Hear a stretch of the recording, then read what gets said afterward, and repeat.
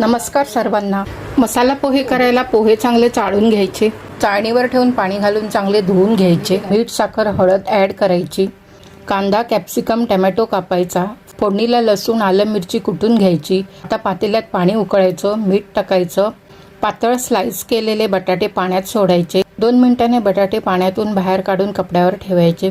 बटाटे फ्राय करून घ्यायचे, त्यावर पेरी पेरी मसाला घालून फ्रेंच फ्राईज तयार करायचा। आता एका कढईत तेल गरम करायचं, राई जिरं टाकायचं, कांदा कुटलेला आलं लसूण टाकायचं, फोडणी ढवळायची, कढीपत्ता टोमॅटो टाकायचा, भाजलेले शेंगदाणे घालायचे, मीठ नंतर कॅप्सिकम घालायची, हळद लाल मिरची पावडर घालायची, 1 कप भिजवलेले पोहे ॲड करायचे, चांगले ढवळून घ्यायचे, 2 मिनिट झाकण लावून वाफेवर शिजून घ्यायचे। शिजल्यावर ओलं खोबरं कोथिंबीर ॲड करायची, डाळिंब बारीक फ्रेंच फ्राईजने गार्निश करायचं। मसाला पोहे खायला तयार।